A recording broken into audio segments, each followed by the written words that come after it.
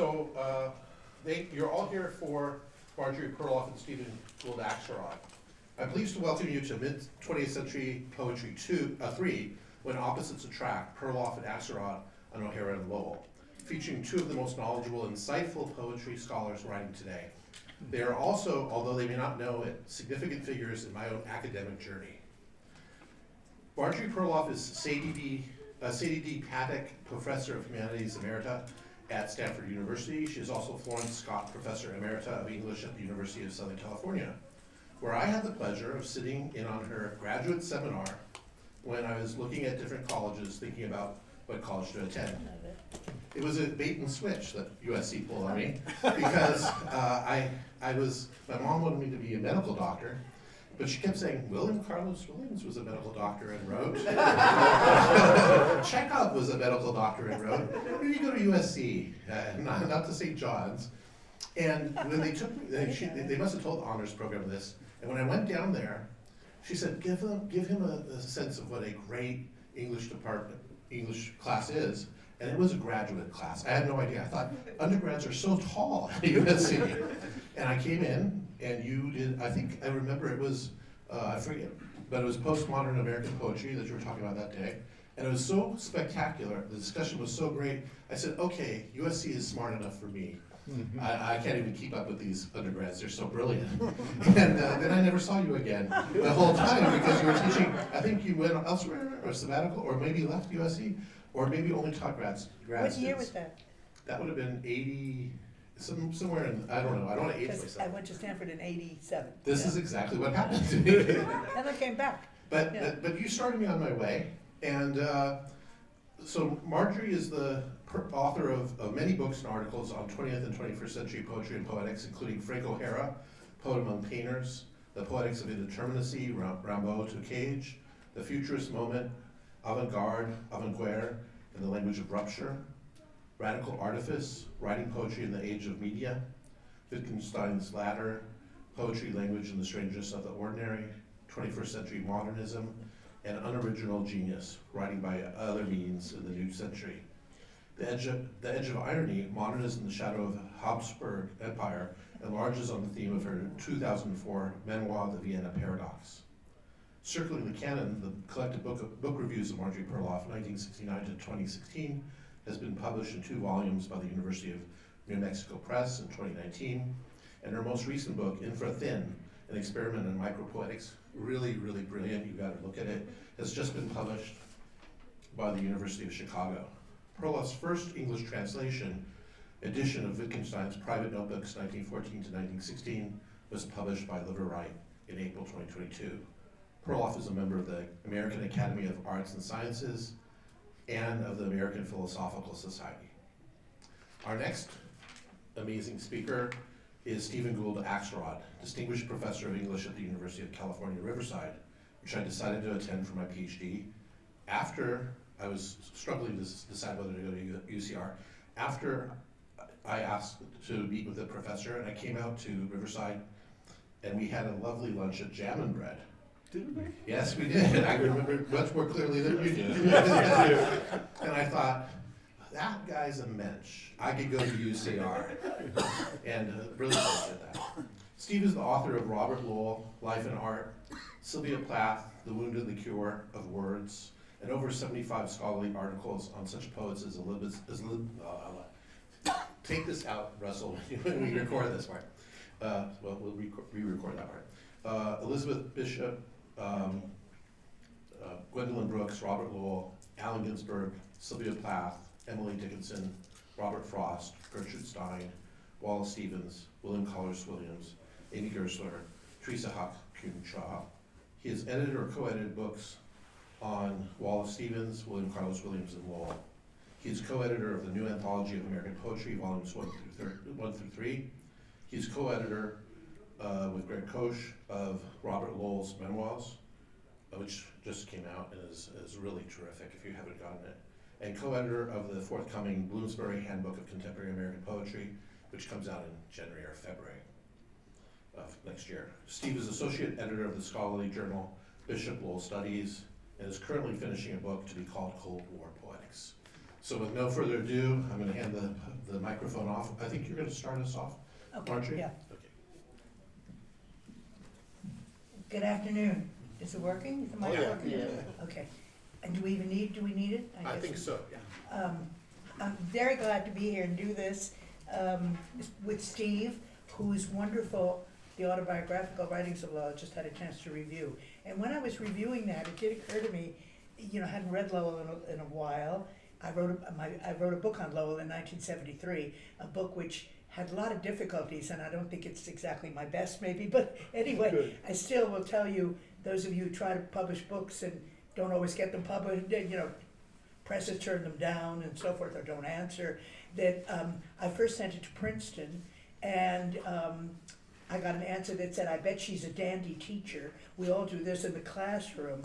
But the Princeton University Press only publishes new historical finding or whatever. Anyway, they turned it down, but that wasn't as bad. Then I went on vacation, and I think we were in Europe, and when I came back, my father said, well, there's a letter from the Yale University Press, and they said, she manages to reduce the poems to so many overanalyzed motes of dust.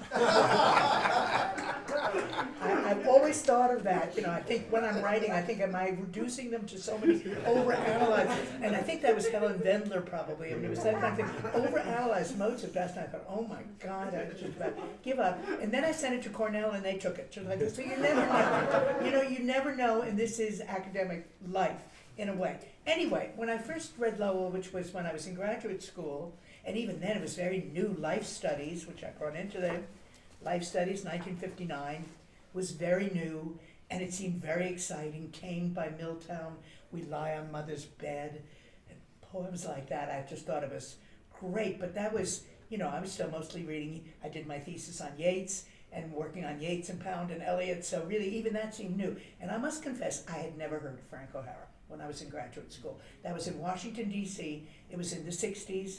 I got my degree in 65.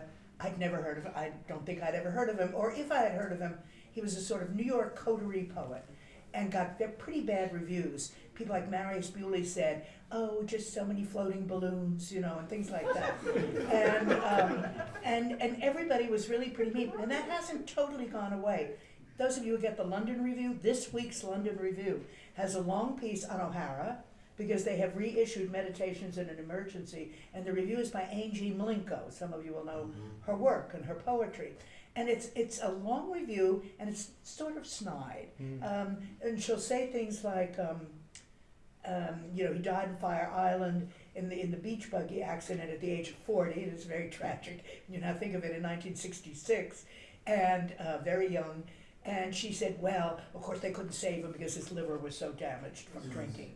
Now that may or may not be true, but why say it really? I mean, why bring all that up? So it's full of things like, again, sort of how cute he sometimes is, and that has never quite gone away. And I got interested in O'Hara because I was asked to do, this is how things happen, an omnibus review for the journal Contemporary Literature. And in those days, they did omnibus reviews where they would send you about 30 books of poetry, and you could pick which ones you wanted to talk about or not talk about, and craft it somehow into a whole. And one book that was in there was the David Shapiro, who did he do it with? Ashbury. It was called, The New York Poets by David Shapiro, and who's the other person? I can't think. I don't know, but it doesn't matter. Anyway, it's a big fat book, and I read, many of the poems in there were not all that interesting, by lesser people like Peter Sheldall, who was the art critic, and Michael Brownstein, et cetera, But there were these poems of Frank O'Hara, and I just thought they were wonderful. I couldn't get over it. And then I was at MLA in New York that year, and I went to the Museum of Art bookshop, and there were the Art Chronicles.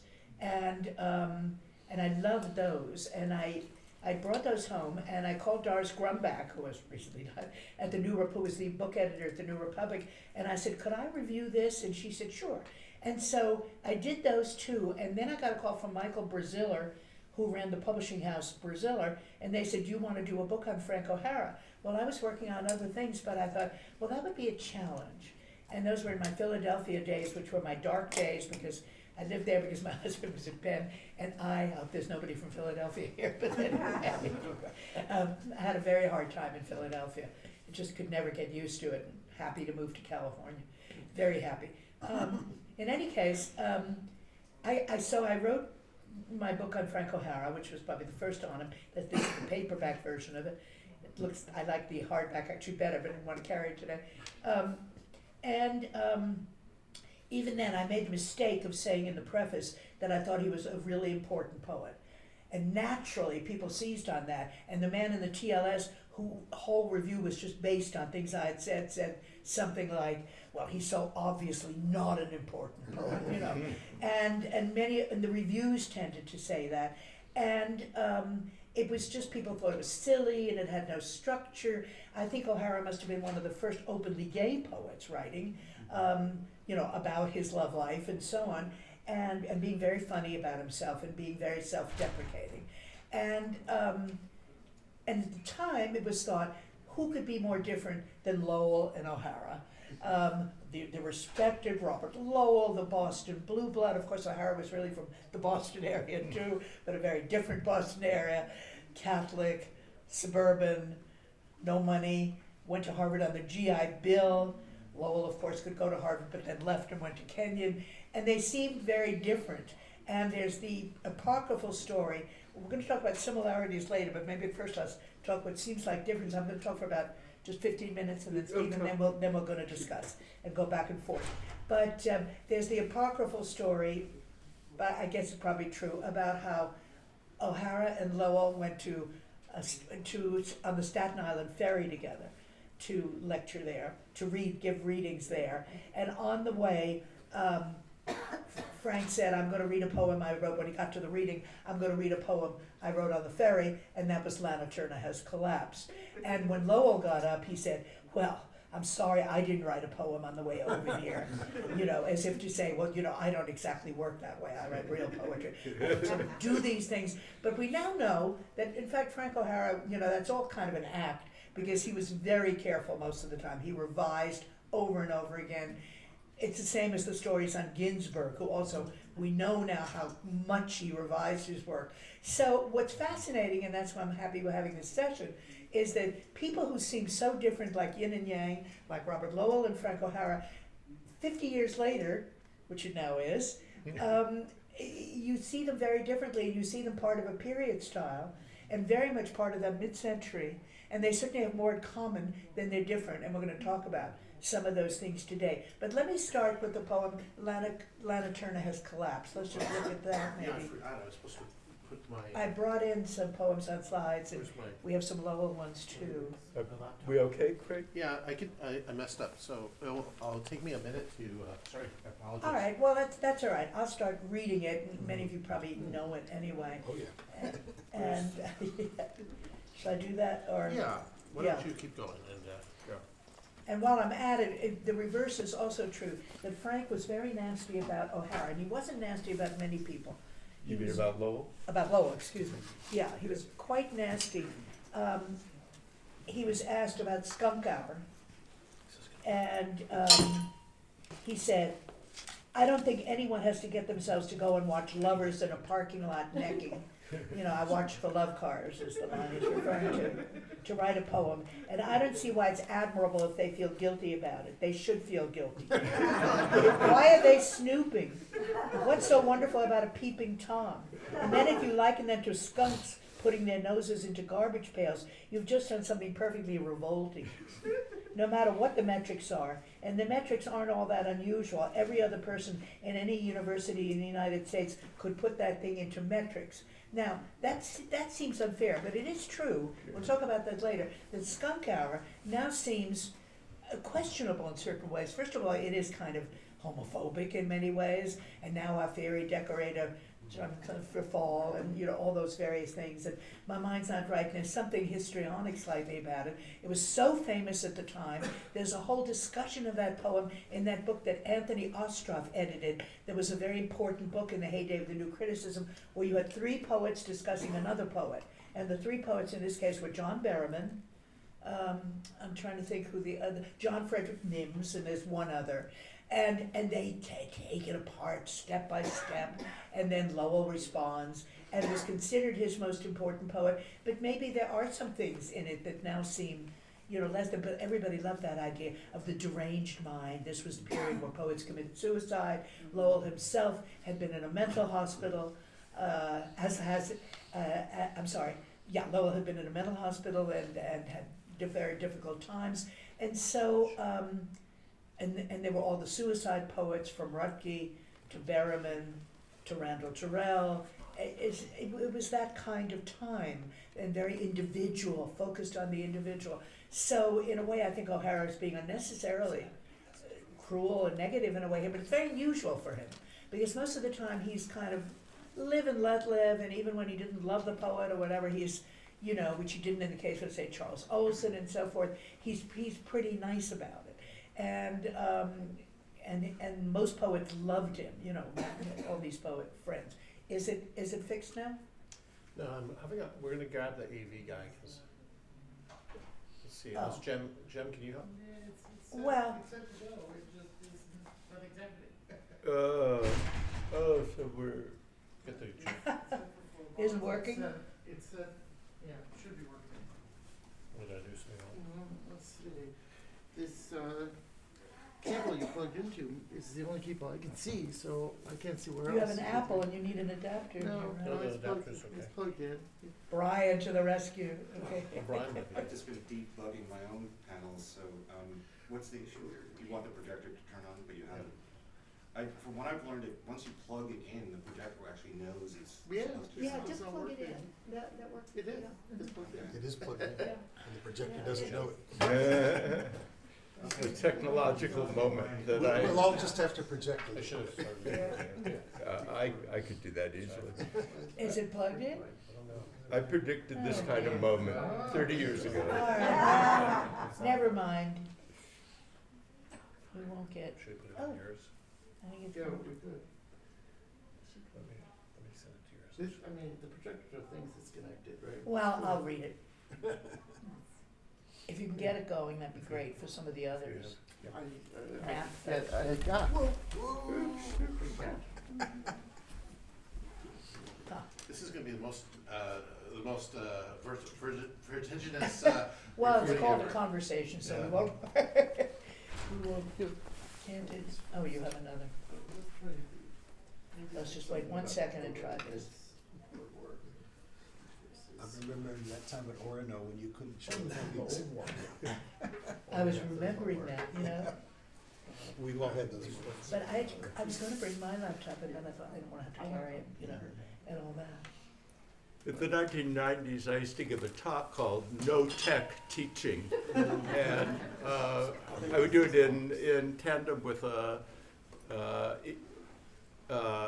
economics professor who would do the latest technology. And I would always win the day because she would It's just not. have a glitch, and she would turn her back to the audience and she would try to fix it. It was exactly this moment that we're having.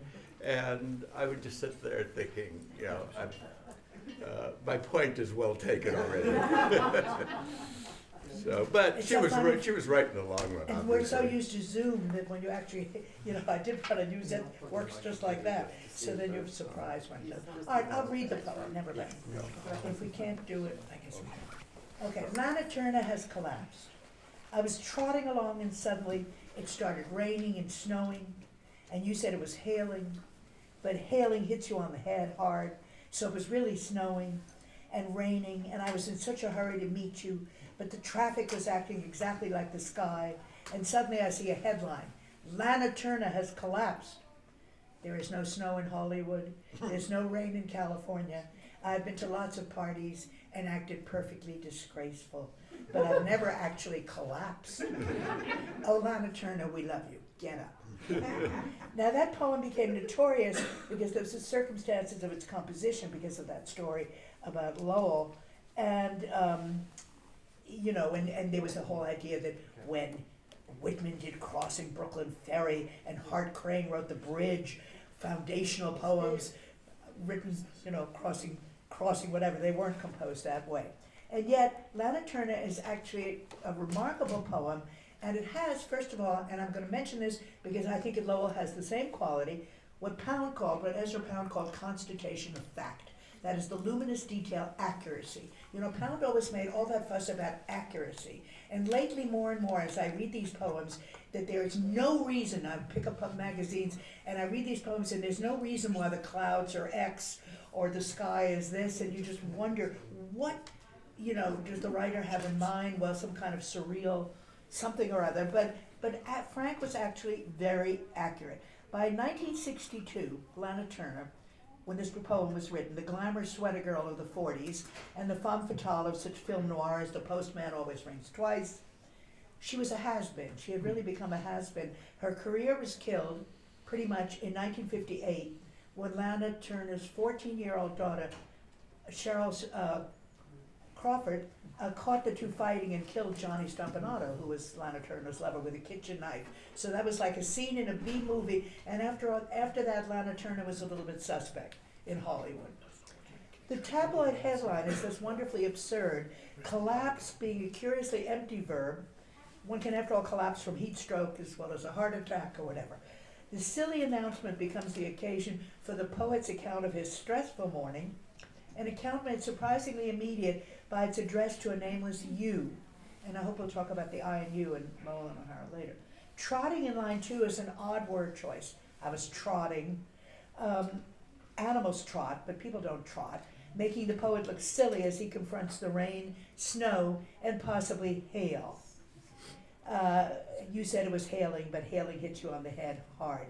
And the line breaks are wonderful, and that's why I'm sorry we can't look at it, because everything depends so much on the way the lines are broken and the alliteration of H's.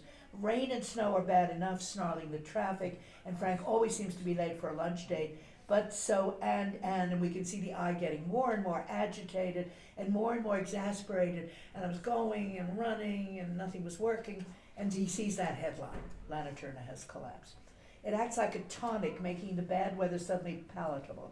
After all, there is no snow in Hollywood, there is no rain in California, at least not in the poster version. The logic of these statements is wholly absurd, suggesting as they do that if Lana Turner has collapsed, even in good weather, the poet trotting about in hail and snow is somehow above the fray. I've been to lots of parties and acted perfectly disgraceful, but I've never actually collapsed. Maybe things aren't so bad after all, so it's time for the grand gesture. Oh, Lana Turner, we love you. Get up.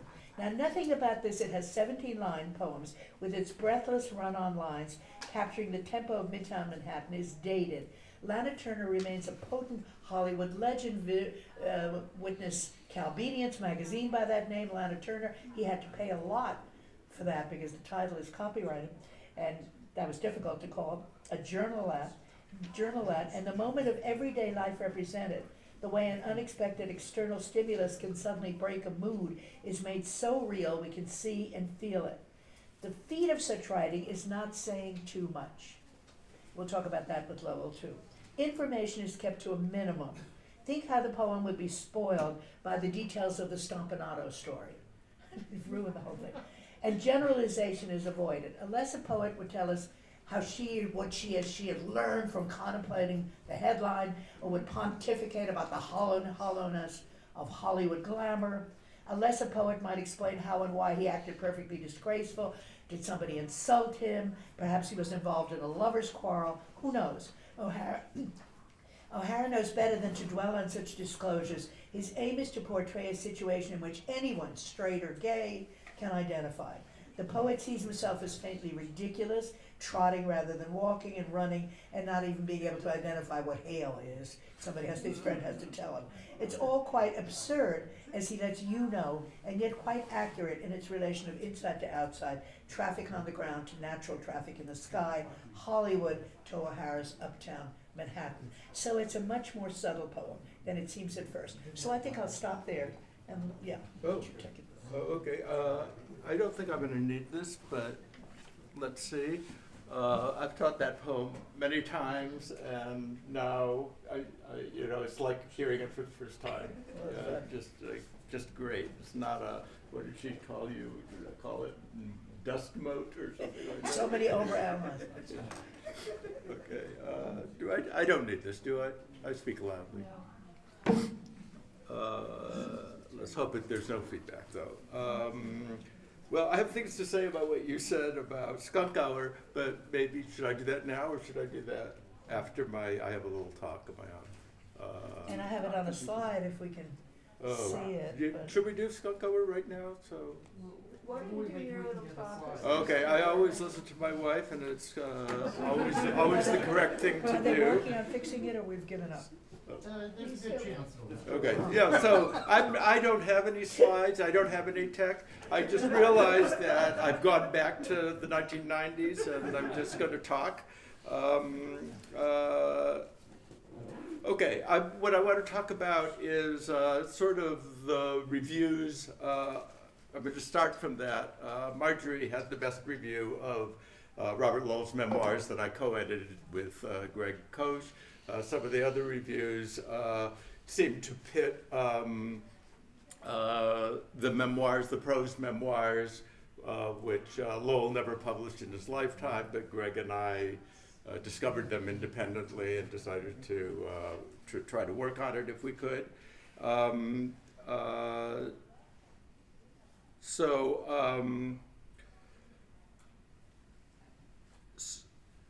I forget exactly what point I was going to make about that, so I'm just going to go on. Just go on your nerve. Yeah, I'm going to talk about the reviews talk about the connection or disconnection between the memoirs and life studies in particular, which is better. And the first, Marjorie, I think, really solves that problem perfectly by talking about the memoirs as being a kind of poetic text itself, and so why worry about that? But the first reviews were, the memoirs aren't as good as they are. They're not as good as the poems. And then others kicked in. Well, no, the memoirs are better. So I'm examining the connection between the two, and I'm trying not to make a value judgment about either of them. Robert Lowell at first prized his almost finished prose memoir, which he called My Autobiography. He sought to and received a contract for it, published a chapter of it in Partisan Review, 91 Revere Street, which then was republished in Life Studies itself, really complicating the issue of seeing them as a binary. And for years he kept My Autobiography in a desk drawer for easy access when he felt ready to return it. But for many reasons, he never did. His editor, Robert Giroux, was not encouraging about it. His family might have been offended by it. And after the success of Life Studies, he felt the need to move away from autobiographical narrative. He didn't want to get caught in the kind of trap that I think he thought Anne Sexton had gotten caught into. There's also a second unfinished but almost finished memoir among his papers called The Balanced Aquarium. He thought of publishing that one and at one point offered it up to Partisan Review, but he didn't pursue the possibility. He gradually forgot about this memoir as well as he became preoccupied with other writing tasks. Way led on to way, and Lowell never went back to his prose memoirs. He began to dismiss them as merely a warm-up for Life Studies, and he says this in an interview, and I think some of the reviewers have, are just repeating what Lowell himself said, and it was, the author often doesn't know his own work very well or judge it very well. Mm-hmm. The lack of follow-through was a shame, but Greg Koch and I have tried to rectify it by putting his surviving manuscripts together again, footnoting them in a kind of acerbic way at times, and publishing them this year. I have a paragraph about what most reviewers said. I'm going to skip that because I've given you the gist of it. I like the way that Marjorie complicates the generic distinction between memoir and lyric poetry by calling Lowell's memoirs superb poetic texts. I also like the judiciousness that she has of saying that the memoirs have more power than some of the poems conjured from them, leaving it open, which has more power than the other. It's definitely possible that a poem like For Sale is weaker than the prose passage it paraphrases, and that Sailing from Rapallo, if I was having text, it could be up there now, but I'm not, is stronger. Sailing from Rapallo is actually stronger than its prose source, but different people will read it in different ways. My own viewpoint is that it's nice to have both genres in conversation. It's a good idea to be open to both. One doesn't need to lead with one's preoccupations. One can take the time, look around, see what's happening in both the prose text and the poetic text, and observe the way that Lowell imports prose features into his poetry, as Marjorie in that book on Lowell pointed out to me for the first time, and poetic features into his prose. I want to begin to explore the interdependency of Lowell's poetry and prose. I believe that having both texts before us changes them and creates a third structure inclusive of both. I want to note at the outset that Lowell uses the balanced aquarium, not my autobiography, as the verbal source for his life studies poems, even though my autobiography more closely resembles life studies in its linear form and its dwelling on childhood. Balanced Aquarium is a memoir of Lowell's stay in the Payne Whitney Psychiatric Hospital, but it also includes flashbacks to the childhood, and it's those flashbacks that Lowell readapts for life studies, for I think 5 poems in life studies, 5 or 6.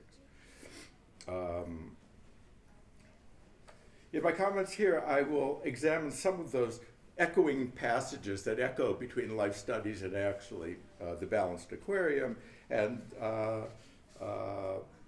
then look at a couple of other examples that do something different to Lowell's other works. So let's begin with the oft-quoted, almost scabrous conclusion to Sailing Home from Rapallo. I'm just going to quote it. I don't even have a handout. I'm that oralistic today.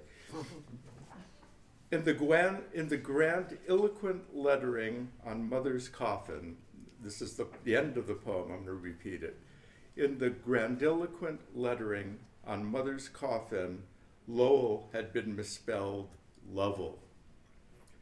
The corpse was wrapped like panettone in Italian tinfoil.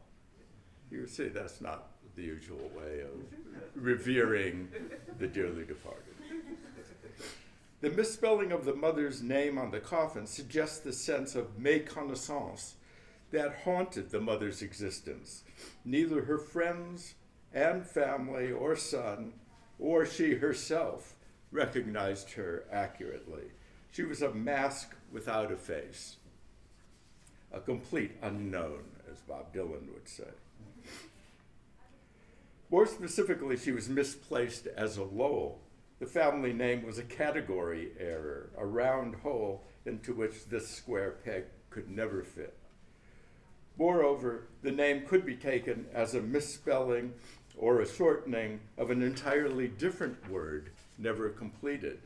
The uncompleted alternative word, the name more apt than Lowell, might be lovely, L-O-V-E-L-Y, but perhaps even more likely, it's loveless. In the analogous passage in the Balanced Aquarium, the undertakers misspelled the mother's name on her coffin, but in a different way. They misspell it in that text, earlier text, as Lowell with one L. And there's an even earlier version of the story. Even before he composed the Balanced Aquarium, Lowell wrote to his friend Blair Clark that mother's name was misspelled Charlotte Winslow instead of Winslow, her maiden name. In this sequence of Winslow to Lowell with one L to Lovell, you could watch Lowell as he reimagines his past and perfects his joke. Lowell's memory of being at his grandfather's country house and of witnessing his uncle Devereux Winslow's illness and death appears first in another flashback in The Balanced Aquarium, and then is rewritten in My Last Afternoon with Uncle Devereux Winslow, the first poem of the life studies sequence. And even though I didn't bring handouts or anything, you could consult the selected poems and see all of Lowell's selected poems, see all of these poems. The one edited by Frank Bidart is my recommendation. The memoir is often richer in detail and nuance than the poem, while the poem is more condensed and elegant. Here's an example from the memoir. Quote, this is the prose memoir that Greg and I have edited. I scratched destructively at the blue anchor on my anchors, I scratched destructively at the blue anchors on my sailor blouse, which was like a balloon jib. What of the world could I be in want of?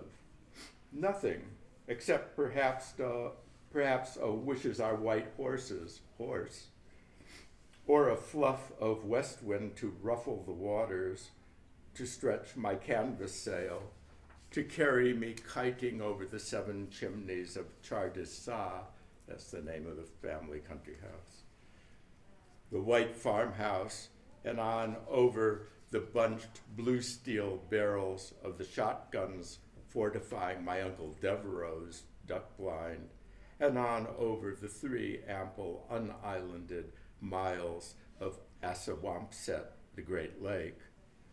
I was going far, further than was useful. The wind fell. If you know Lowell well, or if you know that poem well, you'll recognize there are certain phrases there that he repeats. Here are some of the more familiar lines from the poem that he adapted from that passage. I picked with a clean fingernail at the blue anchor on my sailor blouse, washed white as a spinnaker. What of the world was I wishing? A sail-colored horse, browsing in the bulrushes, a fluff of the west wind puffing my blouse, kiting me over our 7 chimneys, troubling the waters. Tried to put aside my preference for what's familiar and already loved, I find myself fascinated by the different choices made in each iteration. I scratched destructively in the memoir becomes I picked with a clean fingernail in the poem. Perhaps the word destructively goes without saying in the poetic version. But does anything really go without saying? I like the scratched and the destructively and the ballooned jib at the end of the sentence. A jib is a triangular sail, usually extending from the foremast of the bowsprit or jib boom. Did Lowell intend to write jib boom and instead made a mistake and wrote balloon jib? Or was he improvising on jib boom, turning the word into something surreal, oniric, a chimera in the brain, as he so often does in memoirs? The word scratched is just a bit more embodied and rude than picked, especially picked with a clean fingernail. Scratched implies less control over one's physical actions, more impulsivity. Destructively makes explicit the dangerous side of this boy, who would grow up not simply to be a poet, but also to be the person who once, in the grip of his severe bipolar disorder, dangled his friend and mentor, Alan Tate, outside of a second-story window. So we don't really need to choose between these 2 versions. They're both here now. It's interesting to read each of them separately and also to read them together, thinking about what is there and not there in each version, and how each version connects to the text it is part of. Several years after Lowell published Life Studies, he returned to a chapter of my autobiography, this time called The House at Rock, and imagined it as his poem, The Neoclassical Urn, published in For the Union Dead. Now, I've read Neoclassical Urn many times and never made a bit of impression on me until after I read the other version, and suddenly it came to life. So having two different counter versions can vivify a text, I think, in a way I haven't really thought through yet. I'll read the latter half of the chapter and then the poem. In the memoir, Lowell is describing life at the grandfather's country house, which he calls so much better than life. I would run and run, past the pansy beds, under the little rose arbor, through the field path leading under dry pollarded poplars, into the pine grove.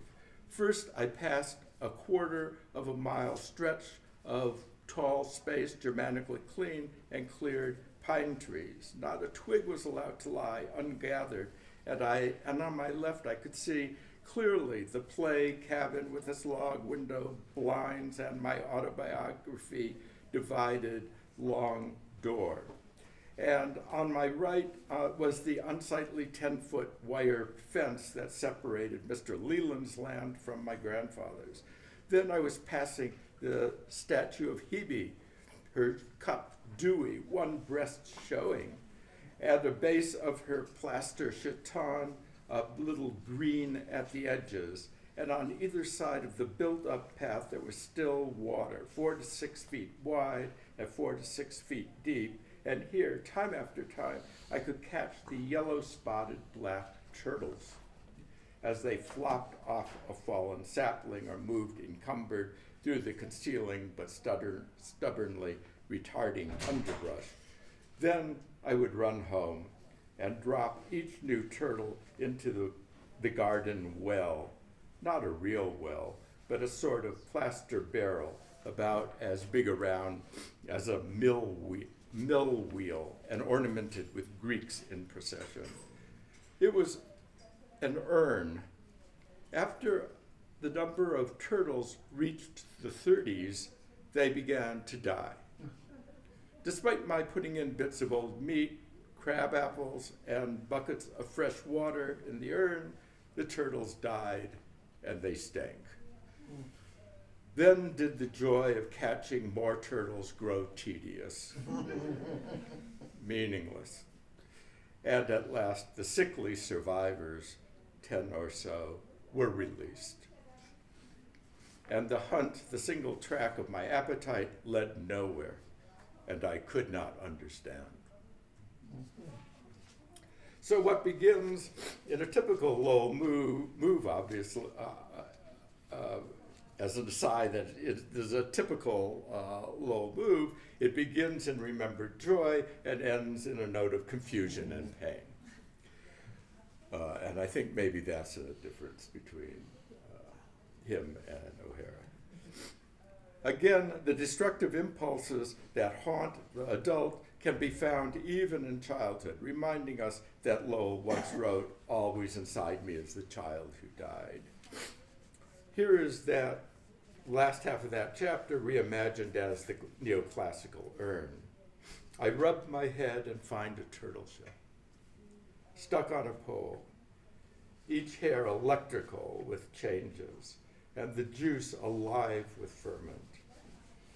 Bubbles drive the motor, always purposeful. Poor head, how its skinny shell once hummed as I sprinted down the colonnade of bleaching pines, cylindrical clipped trunks without a twig between them. Rest, I could not rest. At full run on a curve, I left the cast stone statue of a nymph, her soaring armpits and her one bare breast, gray from the rain and graying in the shade, and on in the sun, the pathway, now a dike, I swerved between two water bogs, two seines of moss, and stooped to snatch the painted turtles on dead logs. In that season of joy, my turtle catch was 33, dropped splashing in our garden urn like money in the bank, the plop and splash of turtle on turtle fed raw gobs of hash. Oh, neoclassical white urn, oh nymph, oh lute. The boy was pitiless who strummed their elegy, for as the months wore on, the turtles rose and popped up dead on the stale, scummed surface, limp wrinkled heads and legs withdrawn in pain. What pain? A turtle's nothing. No grace, no cerebration, no less free will than the mosquito I must kill. Nothing, turtles. I rub my skull, that turtle shell, and breathe their dying smell, still watch their crippled last survivors pass and hobble humpbacked through the grizzled grass. So there are some apparent differences here. One is the identification of the speaker's skull with the turtle's shells, a comparison not broached in the memoir. Moreover, this translation from prose to poetry seems less concerned with economy than some of Lowell's earlier transformations. Instead, this reimagining adds ornamentation to the earlier version, as in the apostrophe, oh white neoclassical urn, oh nymph, oh lute. At the same time, the evocation of physicality, of muscles being exercised, of sights being seen, and smells recalled, seems attenuated in the poetic version. Although the fall from joy to pain in the poem resembles the similar fall in the memoir, it's more vivid in the memoir, whereas the turtles smell in the poem, they stank in the memoir. Yet the poem brings the remembering poet into view, which the memoir does not. Is the guilt expressed in the poem through the final image of those hobbling survivors, like from a nuclear war, more or less powerful than the bafflement evoked in the memoir, quote, "The hunt led nowhere, and I could not understand"? Is the value of having both of these complementary texts greater than the old value of having only one? And I go on, but I'm going to stop. I'm going to stop right there.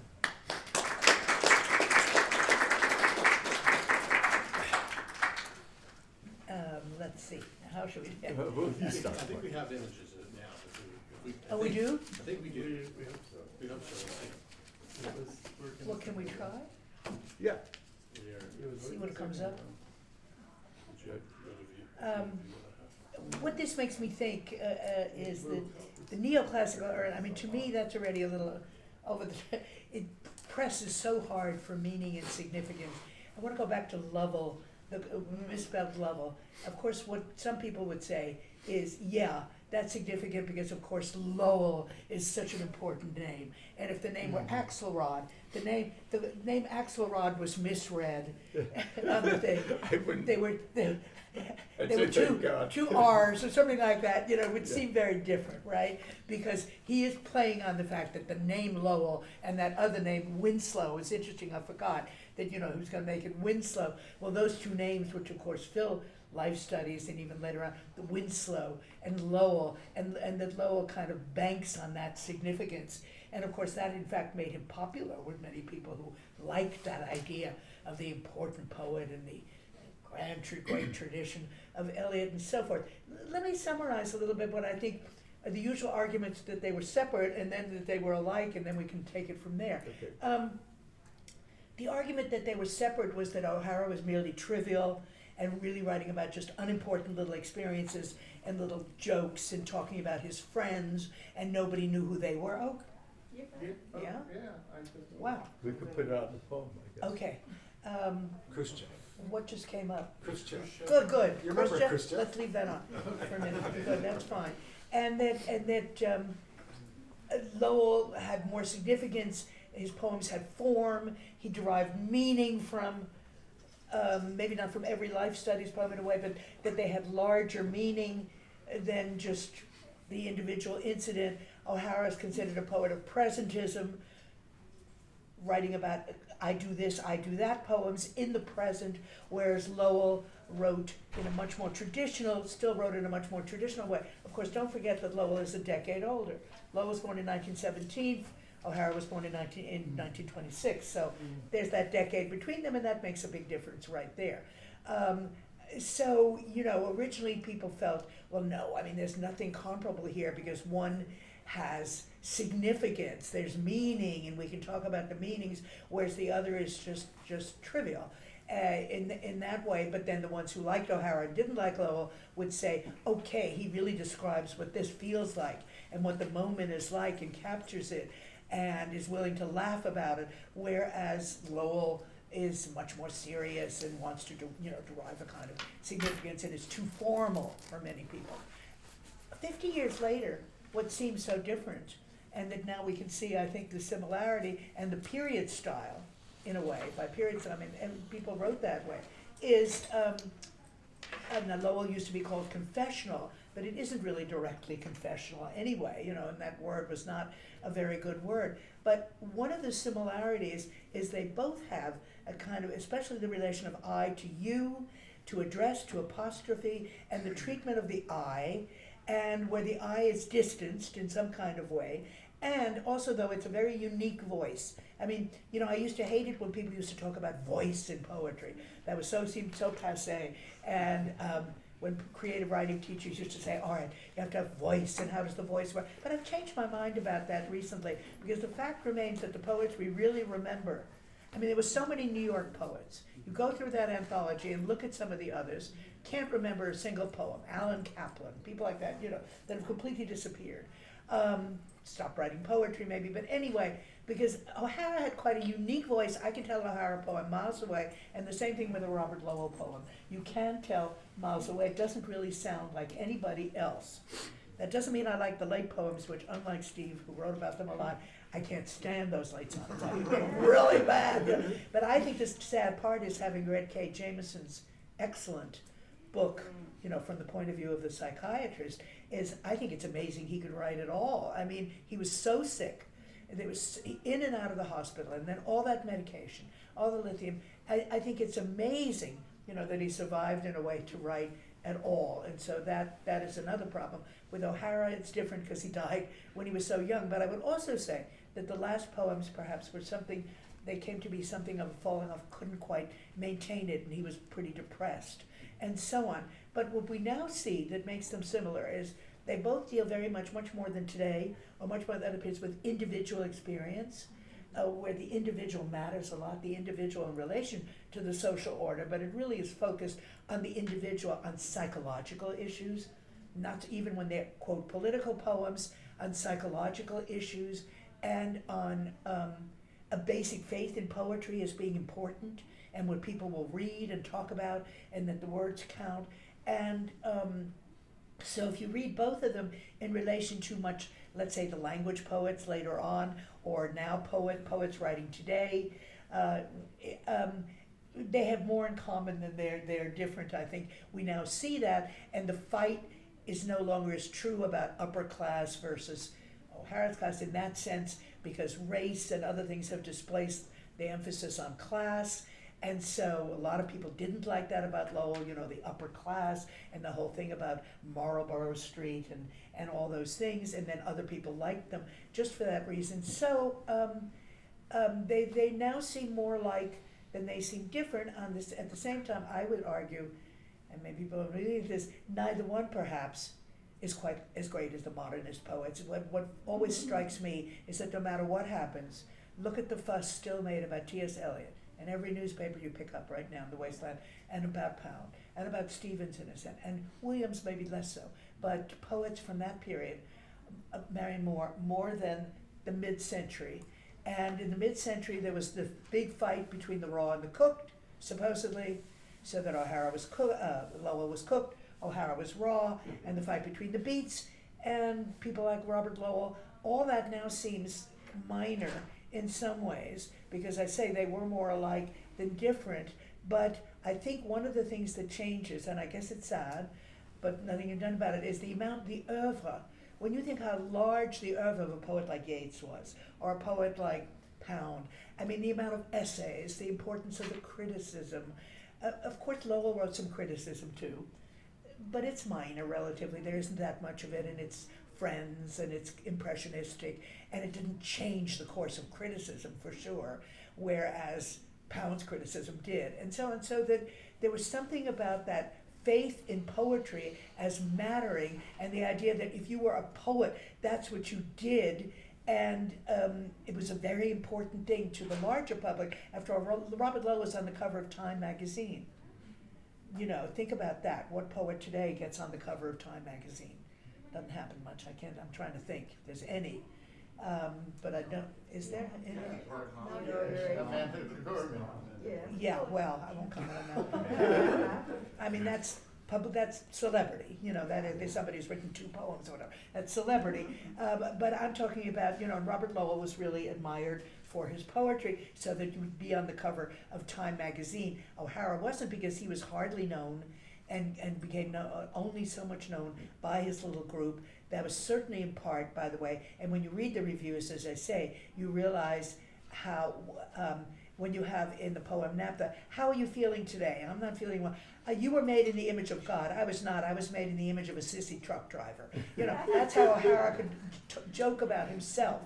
And that was, and it was very unique at the time. And later, when you get now more, I mean, obviously it'll be about oppression and treatment and all that, and not be able to laugh at himself. And I would say, by the way, what the 2 poets also, I think, have in common is self-criticism. That is a rare quality.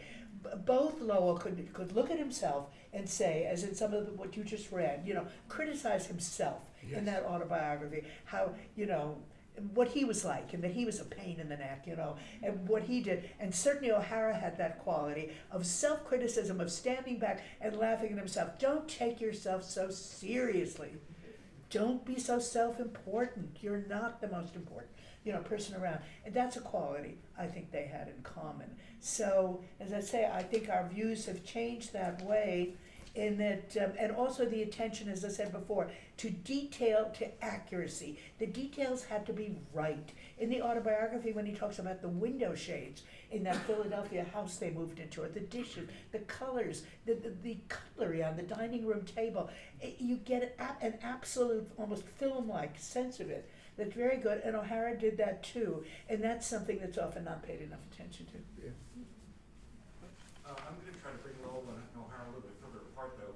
Isn't part of the difference between the reception outside of Lowell is you know, it's Lowell's thinking of himself, but also what people thought of Lowell, which is the kind of talk about modernism and T.S. Eliot. You know, you could read Lowell and kind of read him as an update, like where are we now in relation to the tradition and the individual talent and so forth. But of course, you know, this is coming after World War II, so there's Lowell, who's seen as the inheritor of Eliot, and certainly he cared very much about T.S. Eliot, and he wrote about him and visited him and so forth. And of course, you know, his earlier poems were mostly written in various forms of formal verse, like blank verse. Quaker Graveyard. And so forth. You know, whereas O'Hara, I mean, this is a great case in point. I mean, O'Hara is pointing to Mayakovsky as one of his, and then, you know, there's Godfrey Ben, and then there's Rimbaud, and countless people. You know, he becomes like, I think over time, at least, let's say that in the 90s and the zeros, became, you know, much more viable as a response to World War II. I mean, to represent a queer, marginal perspective in New York City where all these, you know, exiles were, you know, that seemed to mean more eventually. Whereas Lowell, you know, in the 50s and the 60s, you know, to an outsider, you know, he seemed a little self-absorbed and monumental, you know, and I think it's the, now, of course, Lowell then changes, you know, when he does life studies, it becomes a little bit less monumental. But anyway, so I tossed that out there. Do you want to say something about that? Or? Well, I could say something about it. Yeah, I think he was monumental in the 40s and maybe up to 51. But life studies was his attempt to move. You know, he was aware that he was a cooked poet in a way, and he wanted to move to the raw. And so I think life studies is a move in the direction that maybe O'Hara was already in, or Yeah, but it's still a very poetic tradition. I think Brian has a good point here in this, that I haven't even said. One thing that's always fascinated me is Lowell and Hardwick lived in the years of, say, for the Union Dead, on Central Park, right near Central Park West, on the west side, they lived about a 15-minute almost walk from the Museum of Modern Art, and they knew nothing, they cared nothing about Jackson, about the art world, the comparable art world, whereas of course O'Hara was an art world figure. He worked selling tickets at the Museum of Modern Art and then became a curator there, and everything relates to painting and the other arts. And in Lowell, art would still mean, in a way, you know, Cézanne or something, I mean, much earlier art, or the great art that you see in the Metropolitan and the Louvre and all that. That was a real break. And what's fascinating is not only didn't they know each other, but they didn't know any of the same people in that way, that this whole art world scene, which was so big in New York at the time, I read carefully in Elizabeth Hardwick in her letters to Lowell, it's never mentioned. And yet it isn't that they never go to museums or anything, but that's never mentioned. Now, what that leads to, and this is something you brought up, is it's true that the big break comes, and there they're very different, between the Anglo tradition and a larger tradition.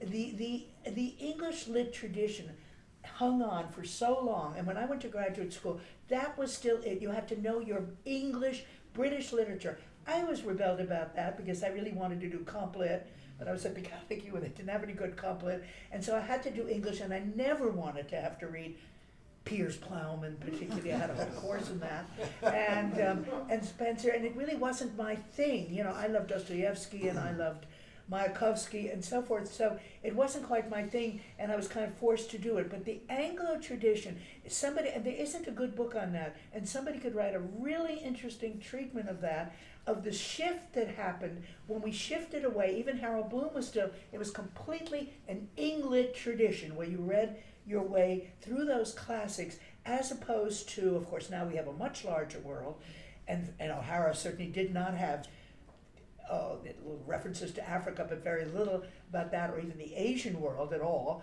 but the French world. Now, you have to be careful with that, though, because T.S. Eliot writes so beautifully, and I think brilliantly, about when he came of age.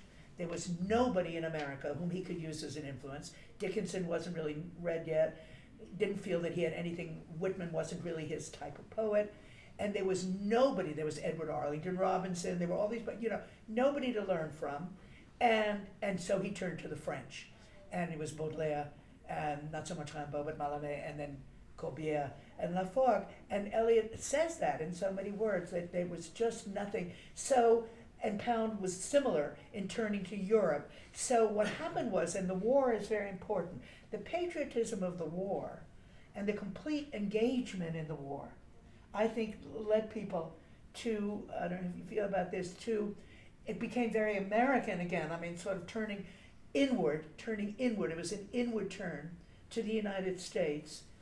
It was the Cold War mentality and all that.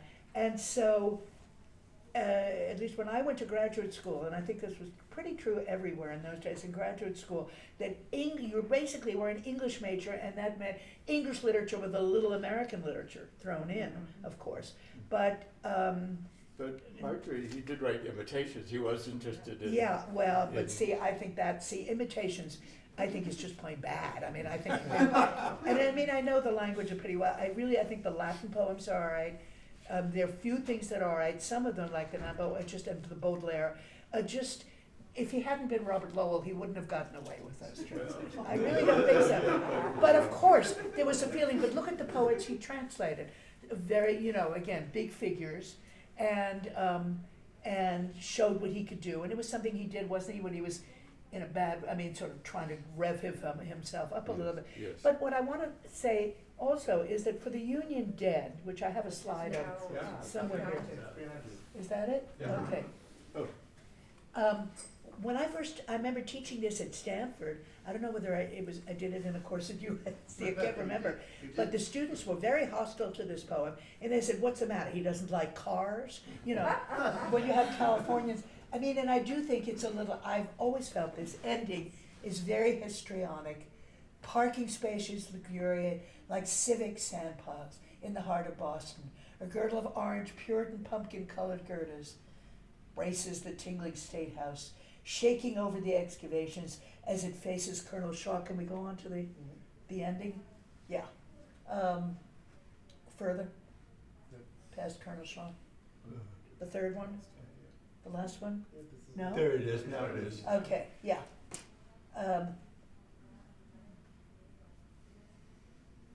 This is the part. The ditch is nearer. See, that's where you get into kind of, I think, a slight sentimentality. The ditch is nearer.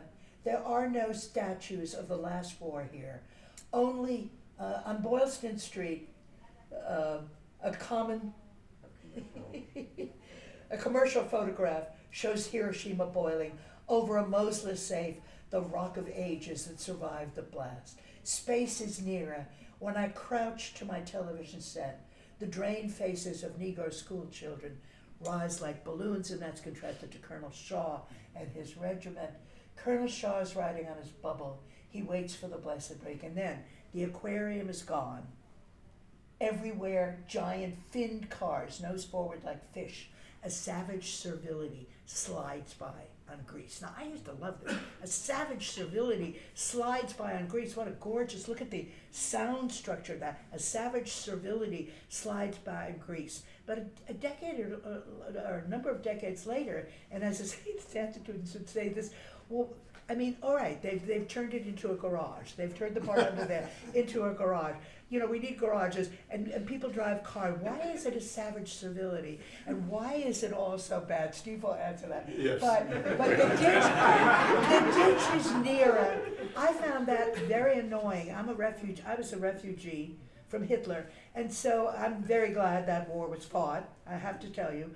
And otherwise I wouldn't be here. And so when I read the ditch is nearer, and now everything is so bad, you know, in the early 60s, oh my God, modern America, it's all spoiled, that great culture we once had here, and Colonel Shaw, and instead we just have commercial crap. Yes. And the Moseless safe, the Rock of Ages, that's our Rock of Ages, the Moseless safe, the Rock of Ages that survived the blast with the attack on the dropping of the atomic bomb. So I have a hard time. But Marjorie, why does Lowell bother you here and Ezra Pound is scot-free? Well, Ezra Pound doesn't write about it. I mean, doesn't try to describe. Yeah, he was perfectly good with the Holocaust. What? He was perfectly good with the Holocaust. Well, I think that is awful, and I think he was sick and Okay. you know, nutty and crazy and very bad, and I think Eliot too. I mean, now that I've read But not the as- second biography of the second volume of the Eliot biography by Robert Crawford, I mean, Eliot was deeply anti-Semitic. You know, Eliot went so far as to say at one point, well, even if the Jews are sent to some island, there'll always be others to replace them. That was a nice thing to say. So, you know, I certainly don't approve of that. But he isn't trying to. He doesn't put it into his poetry in order to make you. It's a matter of how the audience is meant to feel. When I read that line, the ditch is nearer, I have to go along with that, don't I? I mean, I have to go with it. And I can't. I don't feel the ditch. I don't feel at that time. In the early 60s was actually, 1964, the early 60s was one of the, I think, compared to now, was one of the very exciting times in America. Things were happening and things were opening up. And so the ditch is nearer.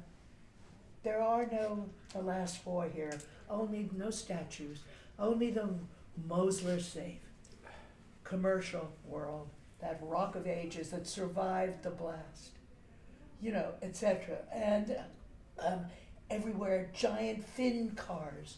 It's a good metaphor in a way, giant fin cars, nose forward like fish. A savage servility. What is that savage servility, Steve?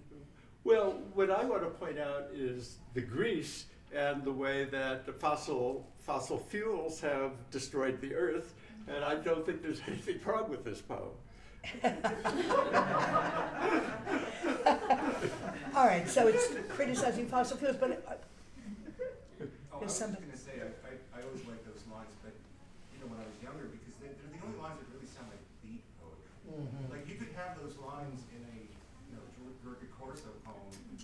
They probably wouldn't be as effective because they wouldn't be as set up as skillfully. But of all the lines from Lowell, that almost seems like him like shouting out to the beats, like, "Hey, I'm one of you. I don't like conformity." I mean, that's my take on it. Yes. In the theme of the conference, talking about place, in some ways these two poets are metropolitan poets, right? poets of cities and places. And could you talk a little bit about how each poet might feel, how they think of public spaces? One is more historical allusion, and one seems to be more topical about depicting public space as a kind of cultural, atmosphere. Could you talk about how they deal with space in that way, the public arena? Yeah, that's interesting. I think it's a much more casual space in O'Hara, and it's more connected to improvisation and the people who happen to pass by, and then also the name brands and the Coke or the French cigarettes or whatever it is. I don't know, and I do think that there's an interest in monuments in Lowell, and I think just in the same way that there's an interest in photographs, that they're stop time, they referred back to the past, which is now gone. It's the only remnant. These are the only remnants we have of the past, and he's very concerned about the past in a way that I think O'Hara isn't. I think O'Hara is very much a present person, and whereas Lowell is weighted down by the past. I think he'd had a worse childhood actually than O'Hara probably did. And so that's part of it. Marjorie, what would you? As a metropolitan poet of the culture, well, can we go back to Khrushchev is coming? Yeah. I want to say something about fossil fuels, but Okay, sure. This is I have a question while we're waiting for that. Do you think there's a difference in sense of humor between? definitely. I mean, Like, to me that seems. Well, that's one thing I wanted to say. Yes, I think there's a difference in sense of humor, but they're both they're both comedic funny in a way. poets. I mean, They're Lowell's both not funny. usually think funny, but he's very funny. He is. Sometimes. I think Skunkower has funny things in it with Yeah. with the hermit I do heiress, too. and then with those skunks. I think it's supposed to be a figure of fun at the end, and so I think O'Hara just doesn't get the sense of humor that is in Lowell, and Lowell may I not think it's true. get a It lot of seems like a things. generational Okay. difference of. Well, sense of I humor. think, this is what I've been waiting to say from the beginning. I think they just liked each other because they're so much alike. And, and they both wanted to be, the man on the stage, not the man in the audience. And so I think it's just normal rivalry, that, Frost is the worst example. I mean, never met a poet he liked. But I think, rivalry is part of what it is. On the metropolitan question, let's look a little bit at. This is so ridiculous, this poem, anyway. Why is it the right day? Khrushchev is coming on the right day. Now, you have to remember that that's when Khrushchev, it was finally somebody Russian coming to Washington, and he went to Washington. Khrushchev was very dour. He was known as being the most dour person. He never smiled, and he was nasty, overtly nasty to people, and rude, and he was invited to Hyde Park. I think he didn't know what dishes, he was just obnoxious, made himself purposely rather obnoxious. So he was coming down on the train to Pennsylvania Station, and Khrushchev is coming on the right day. The cooled grace light is pushed off the enormous glass pier by hard wind, and everything is tossing, hurrying on up. And it goes on that way. And actually, the reason that Khrushchev is coming on the right day is because Frank is in love, and it's worked out, and Vincent is in love with him, and they had a good time last night. So there must be something right today, and the wind is wonderful. So he reads the headline again. Khrushchev is coming on the right day. Well, it's the right day because I'm feeling good. So he absolutely is arriving. But the poem is all about politesse, and the cab driver saying there's no, everybody's rude today, and there's no politesse. And then he says, Khrushchev is probably being carped out in Washington, no politesse, and so on. And then the ending, where does the evil of the year go when September takes New York and turns it into ozone, stalagmites, deposits of light? So I get back up, make coffee, and read Francois Villon, His Life So Dark. New York seems blinding, and my tie is blowing up the street. I wish it would blow off, though it's cold and somewhat warms my neck, as the train bears Khrushchev onto Pennsylvania Station, and the light seems to be eternal, and joy seems to be inexorable. I am foolish enough always to find it in wind, and wind is the thing that unifies the whole poem. Everything is about things blowing and changing and so forth, with Khrushchev as a kind of unmoved mover in there. Now, So O'Hara did try in many ways to capture the actual life of the city as it was being lived, whether at Larry's restaurant, the different things he sees, and they're always selected so that they will relate, the images relate in a way. On the other hand, Lowell was much more of a memory poet, and O'Hara does not, I mean, his memories are not ones he wants to talk about much, and so he doesn't deal with memory. But see, I see a great change in Lowell, Steve, that from the life studies poems, and even the first few, and for the Union Dead, and I think what happened to Lowell in a way, and this is what happens to poets often, is when he was sort of lionized by the public to some extent, he started making pronouncements on things. And I guess that's what bothers me. But what Powell about doesn't day make- by day? You like day by day, don't you? I do like Day by Day because that's all about himself again. Yeah. It's psychological. But when poets make announcements about things like the atomic bomb, you know, it's just taken as a given, we're all against the atomic bomb. Well, my husband served in the Pacific, and he would have probably been killed in Tokyo. The Tokyo bombing was about to come up, and they were told, most of you will be killed. And he didn't even know what the atomic bomb was. He was in the Navy, and when they got the word that, okay, Hiroshima, I mean, believe me, they were very happy, and they came home. In other words, everything, I think, can be looked at from 2 points of view, at least 2 points of view. And Lowell was able to do that too earlier on. But then when you start in the Moseless safe that survived the blast, and we're all supposed to instantly react, as soon as we hear the word blast, it had to be a bad thing, because it was the atomic bomb, and we all know how bad that is. And I guess to me, that's just me, but I like irony, and I just feel that when you have to feel a certain way, a sort of stock response to things, and they're all outside things. After all, Lowell was a conscientious objector. He was not there. He went through, you know, it was very unpleasant, but he didn't go through what anybody went through who was overseas. We always forget that, how many Americans died, you know, in World War II, and how terrible it was. And I don't like this ending. Actually, I like the beginning of the poem a lot. But I think even the way he uses Colonel Shaw, he wants to start having significance. And the wonderful poems, and for the Union Dead, I love Eye and Tooth. My Sure. I like that too. Just to change and see what Steve thinks of this, let me just find Eye and Tooth, which I think is just a gorgeous poem. Marjorie, while you're looking, I saw Jem and Bill. So Jem, you must. But just very briefly, I just wanted to say that I think one thing about Lowell is that sense of history waiting, because yeah, you do have an impression, especially if you're caught in the moment and you're excited about your Mosler safe. But what happens when you do look back and you say, well, what's happened in consequence? What have I lived through? My grandfather was about to be sent over there too, and I asked him before he died what he thought. He said, at the moment, I was grateful for the bomb, but now I think it was the worst thing we did.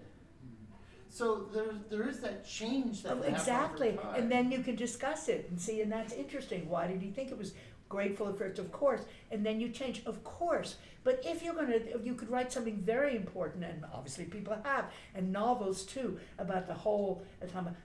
Oppenheimer is now up for very serious critique, J. Robert Oppenheimer, and that's a very good thing, I think, and interesting, of course. But I'm just saying, when you just put them in as sort of signifiers, you know, in a certain way, and then briefly, it's not as if he's really discussing it in any way here. It's just, and I mean, I have no brief for Mosler safes, you know, I'm not working for the Mosler Safe Company, but I mean, all these things, like when you say, well, now look at what fossil fuel has done. Well, yeah, but I mean, how would you develop whole regions and look at right now, you know, how people, here we are again, looking for gas like crazy, so after it's been canceled, now we're looking to Saudi Arabia for, I mean, in other words, and I keep asking my son-in-law who's in climate change, what do you do in the interim? I mean, all these things are very complicated. And Lowell knew that, and often he would really go, when it was his own family, the complications are wonderful. Commander Lowell, I kind of love Commander Lowell, but in a very I think Lowell's father is much more sympathetic, you know, than he makes him out to be. Well, I think And it's he very had- complicated, that's and if people are genuine. complicated, events are complicated too, that's all I would say. I was just going to say, but don't you think Khrushchev here has been used in that same way? I mean, he was grumpy on that trip because they wouldn't let him go to Disneyland. I wanted to go to Disneyland. Well, he Yeah, should that write was some part of part the of But you know, I think Bill has to go, we got plenty of time, we're good. Oh, do we? What is Oh, like good. Disneyland? Oh, he wanted to go to Disneyland and they wouldn't let him. And so that's Who why, wanted that's to why go? Khrushchev, when he What? came to the United States on Oh, that tour, Khrushchev. he was famously grumpy the whole time because he had wanted to go to Disneyland and they wouldn't let him. So I'm wondering, isn't Khrushchev being used to get a reaction of the grumpy, but, you know? Yeah, but you don't know anything real. You know, obviously, it's not even being taken seriously. It's just a reaction to the media more than it is to anything else. The headlines, everything is Khrushchev. Oh, it's coming on the right day. I'm feeling good, you know, or it's the wrong. It's completely meaningless. You can't take it seriously. And reason about it, I just think, as I say, that if people are allowed to be complex, that's all I would say. Why aren't events allowed to be complex too, or images? But you know, we Do you see can what, go do you see on, what but I'm I saying? think he's A savage servility He's being slides so by on complex police. about the past. I think he is, and you know, and I see this poem as filled with ironies, and the ironies are contradicting each other and then play with each other. We're Yeah, talking about the Lowell poem. Perloff. No, I'm talking about the Lowell poem Yeah, for the Perloff. Union. Yeah, Let me yeah. just read you. Can I say one thing really quickly? To me, that the cars and the safe are less about the atomic bomb. It's more about the inauthenticity of seeing things through advertising, right, and through screens. Because that's an advertisement there. No, I think he believes a savage servility slides by on Greece. Yes. Yeah. Yeah, but Today we have parking garages. Right. Instead of the aquarium has been torn down, and instead we have a parking garage. But we're seeing things, I think he was concerned too about seeing things through screens, because Sure. I mean, and that's an advertisement, right? The Moser safe is an advertisement. Well, that's an advertisement. You're right. Yeah, You're so absolutely right. it's- Yeah. Yes. I'll You- read- Bill, go ahead. Yeah, I'd like to come back to Steve's point about the cars and the fossil fuels and that. I've always read the end of the Union Debt as being in alignment with Robert Creeley's I Know a Man. Remember, there are two people in a car, two men are in a car, and it has, why don't we buy a goddamn big car? For Christ's sake, look out where you're going. Which is to say, when you're buying into the That's really idea of great. we need big cars, you know, like you're headed towards disaster. I mean, I see that as Creeley's critique of it, like, wake up, man, listen to what you're saying. All right, but isn't that a great way of And I putting sort of it see in the that Creeley tied into poem? the savage servility there. I think that that's a self-criticism, actually, because Lowell also loved cars. There's cars everywhere in his poem, like the two-door Ford in Stucco, for Yeah, example. that's true. And so I don't see that as you're bad because you like cars and I drive a bicycle. No, he didn't drive a It's bicycle. another substitution of mechanics for something that he sees as authentic. I mean, he's definitely writing elegies, right, for an America. And that, I would say, is the criticism you can make, which is America's always been flawed.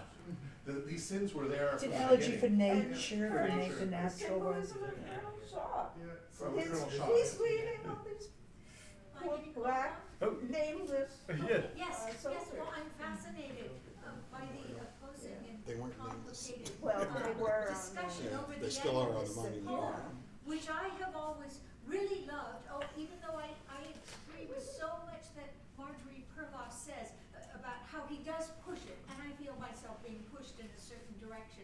I think that point is so fascinating. But to me, the great genius in this poem, which just staggers me every time, is the coupling of the adjective savage with the noun servility. That's And true. To me, savage That's great. servility That's is true. always among us, and it is That's so a good present point, great in our point. current situation. I can apply it to whole sectors That's of the true. population. The combination of savage and servility. Thank you. You're right. You're right. I stand corrected. Reese, Now, is it connected to wild civility or What do you say? Robert Herring poem? whose poem? Wild civility, the.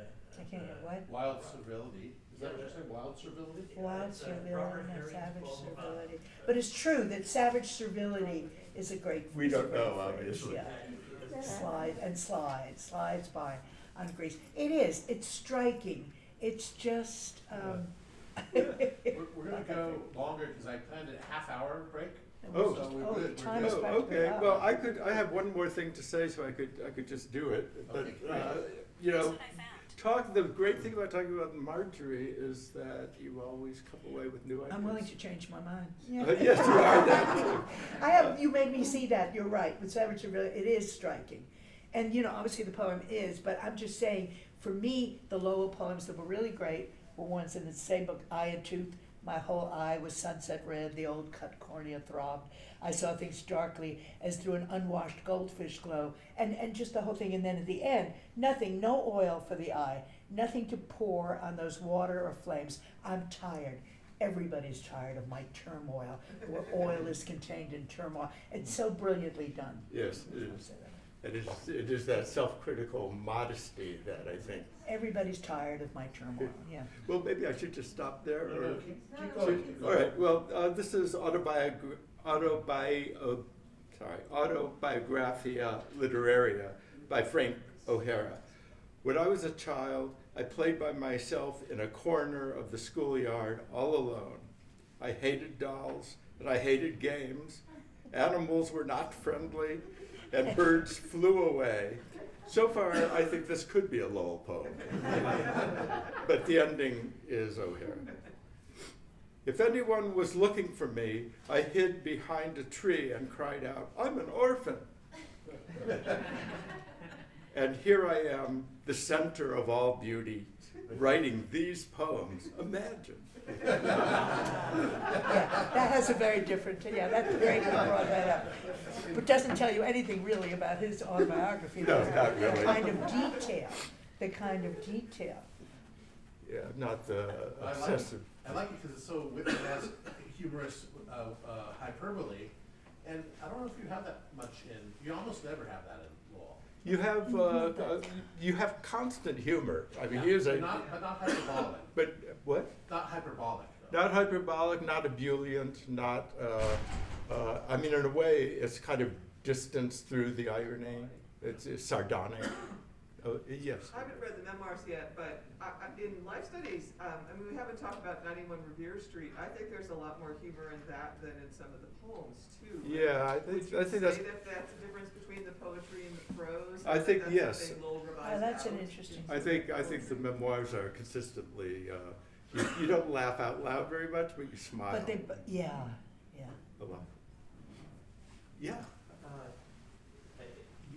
You made reference to Lowell's translation book, the interpretation. Can't hear. Imitations. What's interesting to me, depending on what you like the translation, the honesty of talking about the translator and as a translator, right? The idea of the kind of transparency of the translator explaining why he's doing that there are more interpretations, and which is kind of striking at that time that everybody appropriates other people's texts and translates them without ever really talking about what they're doing and the premises behind it.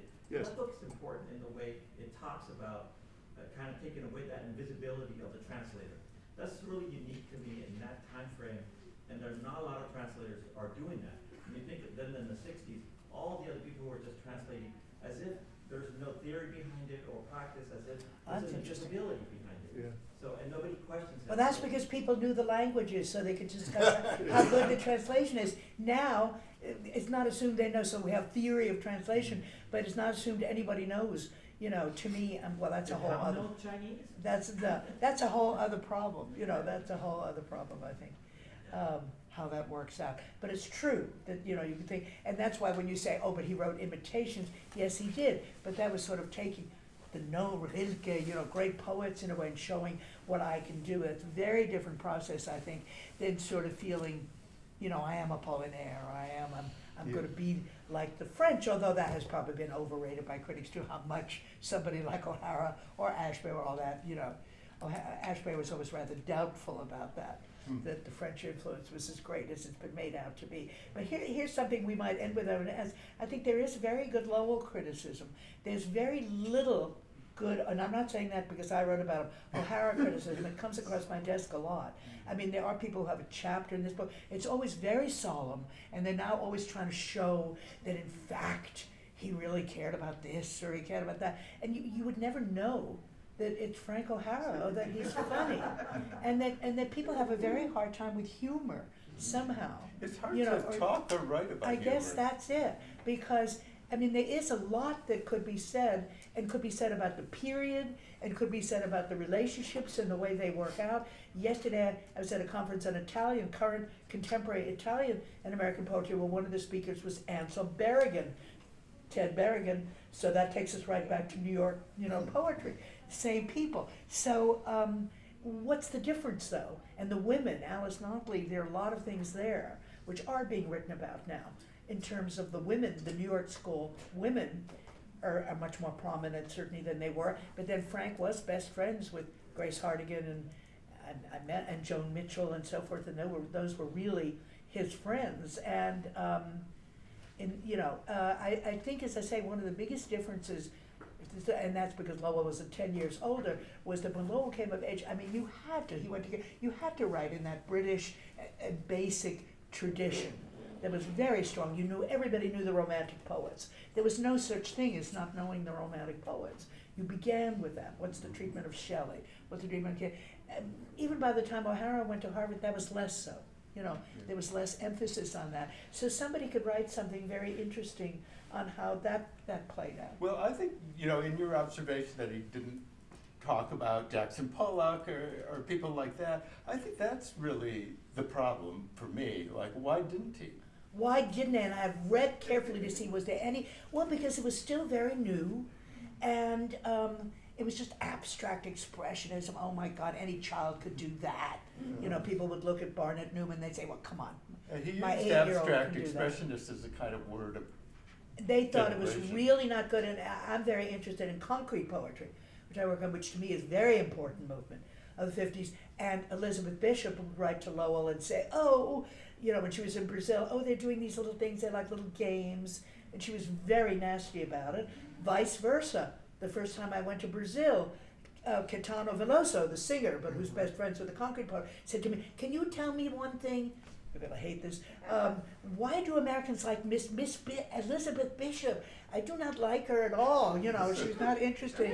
And why did Ashbery like Elizabeth Bishop so much? Down here, that was the other side. So there are fights like that, and that fight has still not been resolved. Where people still think somehow those things are just cute little games.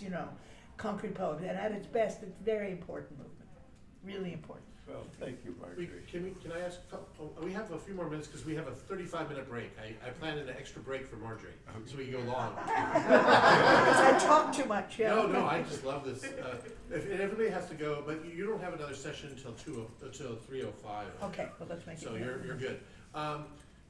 So I'm really interested in the kind of history of writing about these figures because it seems like O'Hara, when people are writing about confessional poets, they kind of don't talk about O'Hara that much, right? Not at all. Yeah, No, not which at is all. weird to me because O'Hara seems like there's all these little photographs of moments in his life, but they're more like flashes rather than narratives, right? And they're not that much about crisis. When Right. Lowell Right. talks not about the crisis. present, he talks about the crisis. No, the whole thing, I would call him a humorous existentialist maybe, where like there's no meaning in life other than these little moments that he puts in or joys that he puts in. It's like he's come over the melancholia toward now, okay, there is no meaning, but I'm gonna find beauty in this experience with this human being or this humorous thing I could write. So he seems like a kind of a weird humorous existentialist to me, like the Anti-Frost or something. Yeah, but many more things could be said about the period itself, which I certainly lived there, in New York, and what that was like. I mean, there are the usual things said about, Lytle Shaw has a book on Frank O'Hara as a coterie poet, and talks about, but he doesn't really get at the actual coterie and the way it worked. The things I always admired, loved about Frank O'Hara was that letter he wrote to the poet Frank Lima, who was on heroin and was having a very hard time. And O'Hara wrote to him and he said, stop, you're gonna have to change, and you're worrying too much about other people. Always think about yourself first. Everybody else is thinking about you second. Bear that in mind. It's very good, things of that sort. And where, the relationship to other people, more than in a way Ashbery, I find, and I've written on Ashbery quite a lot too, and I knew him well and all that, but I must say that now that, they're both sort of done, I think in a way later we're gonna find O'Hara in a way made more of a, than Ashbery, who was in some ways, more traditional because Interesting. it's capturing the way it feels or did feel at a certain moment. So that I say Khrushchev is, the Cold War was going on all the time, and it becomes a kind of backdrop thing, you know, for most people in their daily lives.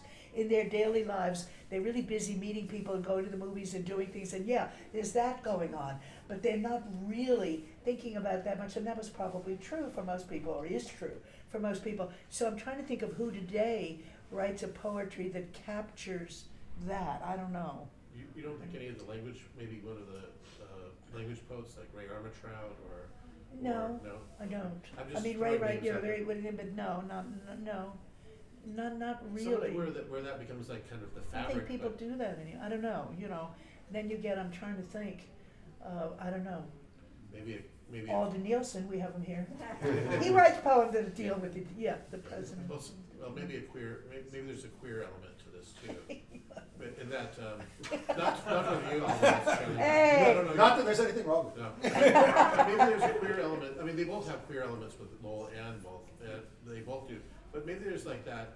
You know, I don't. Yeah, but the know how- queer element today is much more used as defense and how I was treated and how Yeah. they against me and things like that. You know, very different. Sometimes, but some of the like, there's some humorous queer poets who are just very interesting. I'm trying to think of a person offhand, and maybe somebody else could, where it does become like background. The homophobia and that becomes background noise, but then the foreground is these kind of moments of like humor and joy. I'm trying to think. I'm trying Yeah. to think. Anybody can think. There's a Native American queer poet. I feel like that's. Does anybody know who I'm thinking of? It's Yeah. embarrassing. Huh? Tommy Pico? Yeah. Don't you think? Who? Yeah. Tommy Pico seems like this. Yeah. A little bit. Like there's a lot of the horror in the background, but then there's like this sort of fun. That's interesting. Yeah. But I mean, I don't think he's as good obviously not as good a poet. I don't think, but he's an interesting poet in a sort of that way. I don't know. You're talking about humor of poetry, we have our own Suzanne Lamas. Yeah, that is. But I think we can all agree the mid-century needs a big corrective, because when you think of all the fuss about the new American poetry and Donald Allen and forever, their whole books and books on, not that I don't think it's a very, interesting book, but the fight between Olson, say, and Lowell, and the raw and the cooked and the other thing, and they both went to Harvard. They're not all that different. Lowell, You know? neither of them lasted really, but Lowell was sort of kicked out. And then there's Imamu Baraka, then Leroy Jones at the time, who was one of O'Hara's closest friends, and I always loved the line, that day I was in love, not with Roy, with a blonde. And how that figures in, and so on. So they're always, so you get, actually, if you read through it, you get a good view of a culture, not the whole the American culture by any means, a very particular New York culture. But why was that? I mean, I went to all those lunch places on 57th Street. Why was that all so delightful? It's hard to even say today. Today, who goes to lunch? I mean, whatever. They don't take the right. It just isn't the way people live anymore at all. No, they don't. And it was much cheaper. Things were cheap. When John Cage, who's another person who certainly fits in that group, another gay writer, by the way, gay artist, and where they could move from apartment to apartment and live for whatever a day, these cold water flats. It was a totally different world. And so, as I say, it was interesting, though, that you had that other world. Lowell was in the establishment, very much in the establishment. And I guess I feel that hurt him to some extent. The Partisan Review, all those important people. And they were the important people. And the O'Hara crowd was completely unimportant. That was downtown, and that was the downtown crowd, and they had no money, and they just went to bars and did things, and they didn't speak. They knew they didn't speak for a larger group, and I think that sometimes hurts American poets. It's not just Lowell, when they feel they have to speak for a larger. They get asked in interviews, what if this and this. And do you see what I mean? Yeah, I just. So I think that hurt him to some degree. After he was in the hospital. The part of Payne Whitney is so incredibly painful. And one of my favorites is Waking in the Blue. And each of us holds a locked razor. What an incredible line. Shaving at the mirror. you know, after, you know, and then it ends with the line, each of us holds a locked razor. You It's realize locked he's so in there. it doesn't cut his throat. Yeah, that's right, with all the mental patients, and he handles that so beautifully. And then you go from there to be asked to speak about America. What is America today? And that, I guess, is always, it's a problem of our time because of the media. Because in fact, the discourse is always completely mediated. They're not in the war or anything like that. It's not like Tolstoy or something, you know, where they've been in all the battles. It's all what you read in the newspapers. And so, and that was true even of the way people perceived the atomic bomb. It's all mediated, and so there's that whole question what the media have done. Anyway, I guess we better stop. Okay, we'll stop there. Thank you so Thank much. you. It was fun. I was always learning a lot. I've stopped, but before I cross a few of those, come on.